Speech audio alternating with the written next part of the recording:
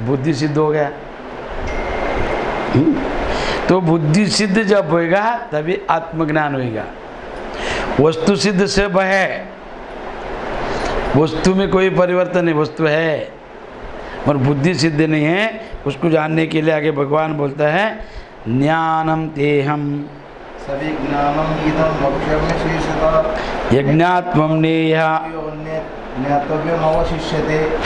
मैं तेरे लिए इस विज्ञान से तत्व ज्ञान को संपूर्णता कहूँगा। तो ये विज्ञान है, अनुभवजन्य ज्ञान। विज्ञान ज्ञान से जो अनुभव आते हैं वो है विज्ञान।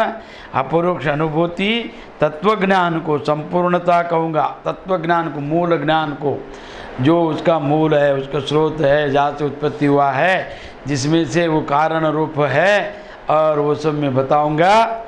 जिसको जानकर संसार में फिर और कुछ भी जानने योग्य शेष नहीं रह जाता। फिर ये संसार में भूयो अन्य जिज्ञात्वा हाँ व्यायाम शिष्य थे, फिर कोई जानने के जैसा नहीं है, कोई शेष नहीं रहता जानने के लिए। पूर्णमदम पूर्णमिदम पूर्णात् पूर्णमुदच्यते पूर्णस्य पूर्णमादाया मादाया। ये शब्द विशेष है। क्या विशेष है? वो पूर्ण है, अपूर्ण कभी नहीं था। तो आपने उसको जाना नहीं, जानेंगे तो पूर्ण है, अपूर्ण नहीं रहेगा, उसका नाम है। इसके लिए यहाँ पर भी विशिष्यते बोला है, शेष नहीं रहेगा। शिष्यते ने शेष नहीं है, कुछ बचता नहीं, वो पूर्ण है। तो वो संसार में फिर कुछ भी जानने योग्य शेष नहीं रह जाता है, वो बाकी नहीं रहता जगत में जानने जैसा।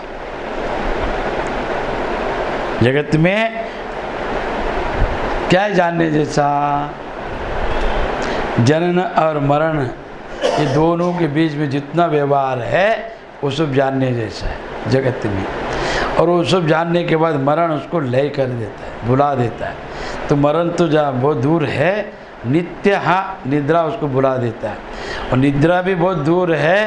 प्रतिक्षण अगर भोजन किया, अगर वो एक एक शब्द को भी भूल जाता है, कभी सुबह बोला अभी याद नहीं रहेगा उसको। ऐसा है जगत में। इसका ज्ञान सबको लगता है बहुत ज्ञान प्राप्त किया है, कुछ भी नहीं सब। तो इसके लिए ये शेष नहीं रह जाता जब कोई भी ज्ञान। मनुष्याणाम शास्त्रेषु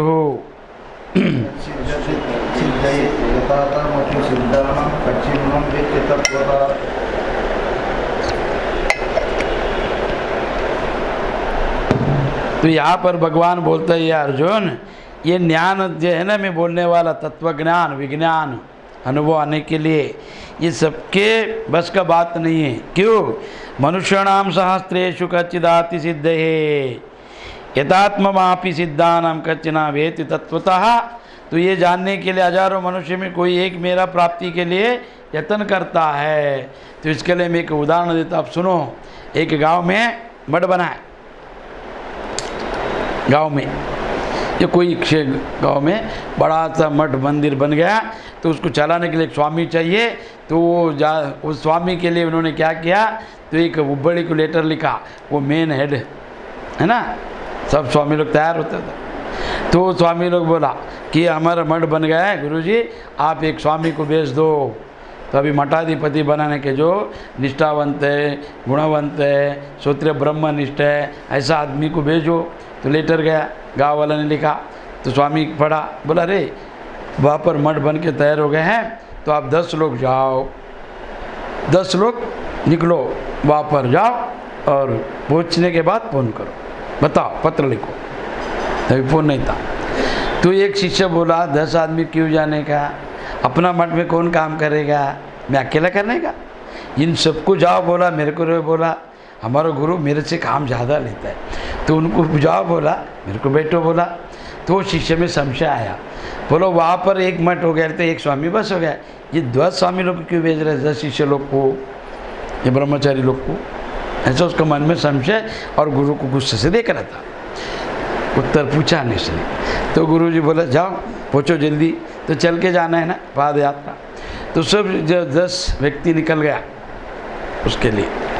तो बीच में गाँव वाला एक राजा था, उसको एक ही बेटी था।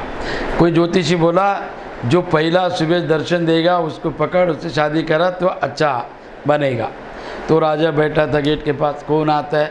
तो ये साधु लोग ये आ रहा था 10 लोग, उसमें बोला तू अच्छा दिख रहा है, मेरे बेटे से शादी कर, तू राजा बनेगा। देख मेरे को अच्छा बुला रहे, राजा बनने के चांस आए है, तुम लोग जाओ। बोला 9 जन गए। बोला ठीक है। फिर और आगे गए, एक सरपंच बोला मेरा है ना 2 बेटी है, एक है ना मर गया, एक है तो मेरे पास बहुत जायदाद है, तुम्हें सरपंच बनाएगा, तो आ जा। तो वो उसने शादी की, हट गया। ऐसा करते करते हैं गांव में एक पहुंच गया 1 महीने के बाद। तो वहाँ से लेटर आया, स्वामी जी आपने भेजा वो अच्छा आदमी है, आ गए, पहुँच गए। स्वामी जी आ गए, हम लोग उनको मेरोनक करके मठ में लेके गया, तो कल उनका पट्टाभिषेक होगा, आप आना है, लेटर भेजा। तो वो शिष्य बोला अरे 10 को भेजा तो 1 पहुँचा, 9 किधर गया? वो शिष्य संशय। तो गुरुजी बोला बाद में बताएगा, रहने दो, पहले चलो। तो उधर गया, जाने के बाद उसका पट्टाभिषेक किया, सब भोजन करके गुरुजी को बिठा के पूछा अरे 10 आया था, पूछा 1। मनुष्य नाम सहस्रेशो, अध्यात्म में 10 प्रवेश करे तो पहुंचता 1।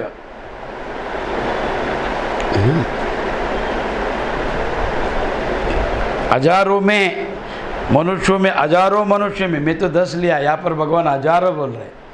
हजारों मनुष्यों में कोई एक मेरी प्राप्ति के लिए यत्न करता है, हजारों में एक आदमी प्रयत्न करता है अर्जुन, और उन यत्न करने वाले का मतलब हजारों में एक को लिया आपने, जो प्रयत्न करने वाला।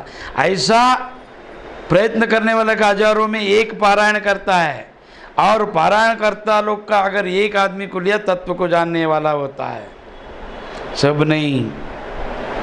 ये प्रवचन कितना सुनाना पड़ेगा ना, लाखों लोगों को, तब उसमें से 100 लोग निकल सकता है। फिर वो 100 लोगों को परिचय करे तो 10 आएगा, फिर वो 10 में से 1 टिकेगा,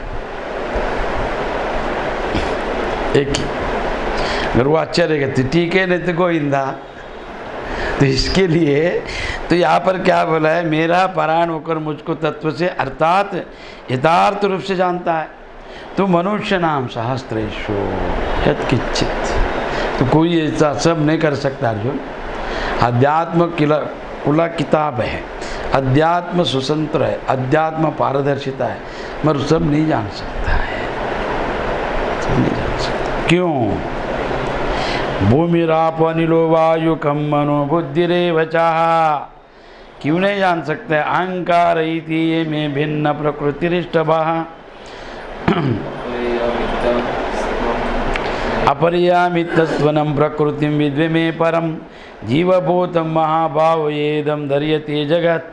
तो यहाँ पर बोला है कि पृथ्वी जल अग्नि वायु आकाश मन बुद्धि और अहंकार भी इस प्रकार 8 प्रकार से विभाजित मेरी प्रकृति है। तो भगवान यहाँ पर है ना 8 प्रकृति ने जो पंच महाभूत जो है शरीर बनने के लिए जो सहायक है उसका नाम है प्रकृति। तो ये प्रकृति क्या बताया उन्होंने, पृथ्वी जल अग्नि वायु आकाश, ये पंच महाभूत है। और बाहर जो है अष्ट प्रकृति, बाहर पंच महाभूत सूर्य चंद्र नक्षत्र, ये बहिरंग प्रकृति है, अष्ट प्रकृति। मगर ये मन बुद्धि अहंकार तीनों को लिया उन्होंने, ये 3 और ये पंच महाभूत, ये हो गया 8 प्रकृति। पंच महाभूत का अंश है देह, पृथ्वी जल अग्नि वायु आकाश, और इसमें मन बुद्धि अहंकार है ना। तो इस प्रकार 8 प्रकार से विभाजित मेरी प्रकृति है। तो ये मेरा प्रकृति है, यह 8 प्रकार के वेदों वाली तो अपार अर्थात मेरी जड़ प्रकृति है। और ये वेद देने वाला है, वेद है। इसमें क्या वेद है? पृथ्वी जैसा जल नहीं, जल जैसा अग्नि ने, अग्नि जैसा वायु ने, वायु जैसा आकाश नहीं है। ठीक है। तो ये भिन्न भिन्न नाम से, भिन्न भिन्न गुण से, भिन्न भिन्न तत्व से वेद वाली अपार बड़ा ये प्रकृति, अर्थात मेरी जड़ प्रकृति है। ये जड़ है, ये प्रकृति ईश्वर का देह है, प्रकृति है। और ये महाभाव, इससे दूसरों की, जिससे यह संपूर्ण जगत धारण किया जाता है। और ये जड़ प्रकृति मेरा जो जगत है इसी का अंश रूप है, ये धारण किया है सब। और मेरी जीव रूप पर अर्थात चेतना प्रकृति जान, तो मेरा ये जो अष्ट प्रकृति जो है जड़ प्रकृति ने इस जगत को बनाया, जगत धारणा किया है। और मेरा चेतना अंश रूप जो है परा, ये अपरा परा दो विद्या है। तो ये अपरा कौन है? प्रकृति, वो परा चैतन्य, तो वो प्रकृति जान वो जीव के रूप में इसमें प्रवेश किया है, इसमें देह में।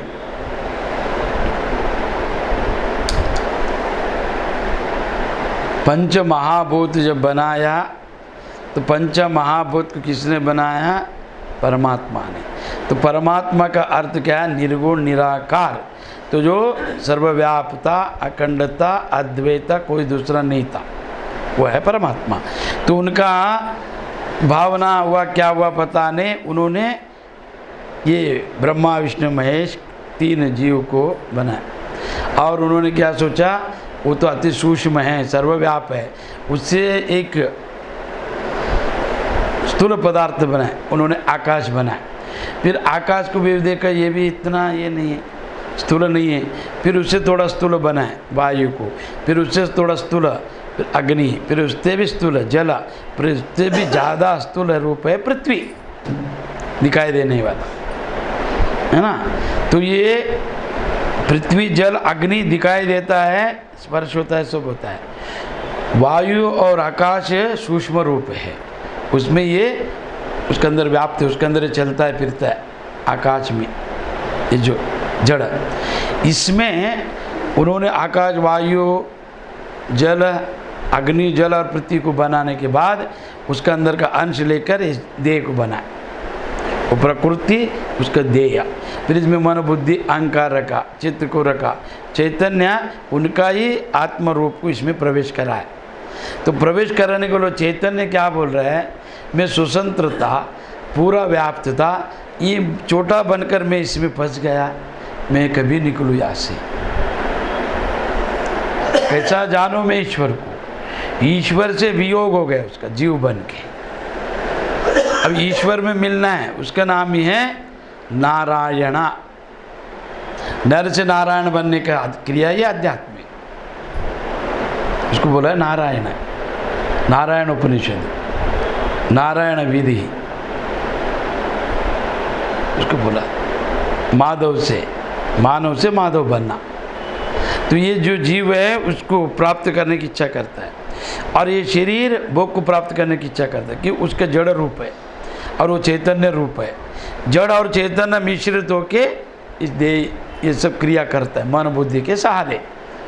तो ये मेरा प्रकृति है, जड़ जो जीव है, यहाँ पर आपने जो जड़ प्रकृति बताया मैंने, तो वो ये देह है, और मन बुद्धि अहंकार उसका अंदर तीनों विभाजित रूप से प्रकृति है मेरा, अष्ट प्रकृति।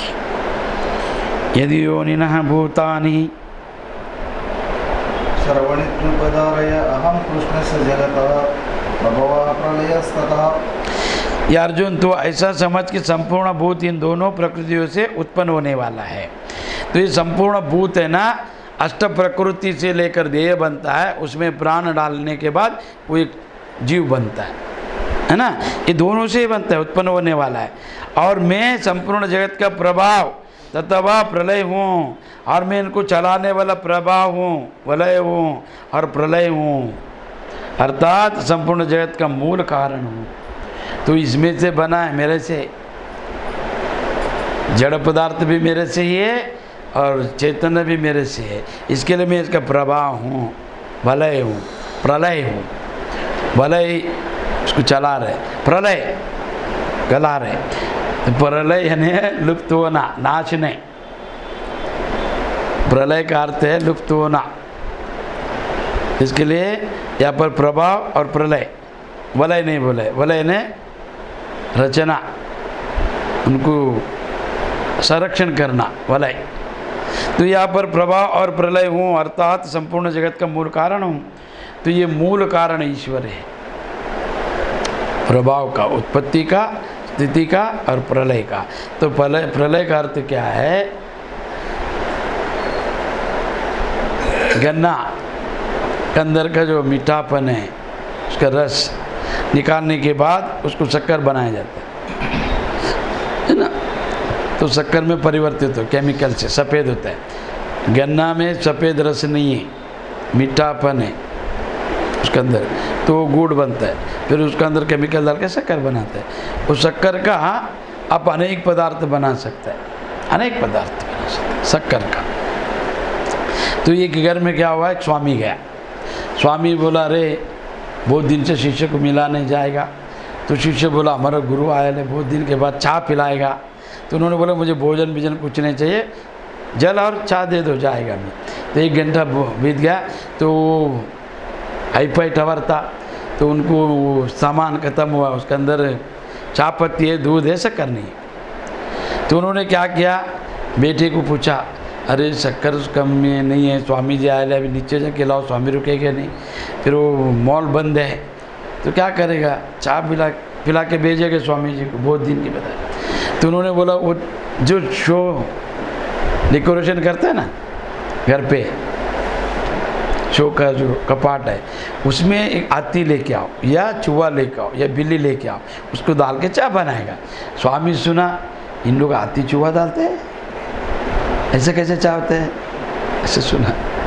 तो उन्होंने बोला देखेगा भी। तो शक्कर का बना हुआ था। स्वामी जी आप कैसे चाय लेते हैं, कम शक्कर के ज़्यादा, अगर ज़्यादा रहे तो हाथी डालेगा में, कम रहे तो चूहा डालेगा, मीडियम तो फिर बिल्ली डालेगा। तो वो बोला अम्मा क्या डालते हैं आप कुछ भी डालो चाय पिला। फिर उन्होंने क्या किया, मीडियम बिल्ली डाल दिया, फिर चाय बना के दिया।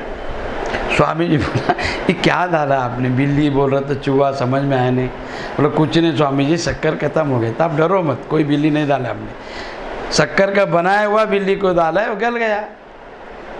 वो नाम और रूप किधर गया, उसमें जल में लय हो गया। इसका नाम है प्रलय, लय होना, फिर से उत्पत्ति करा सकते हैं। तो वो है आज इतना ही।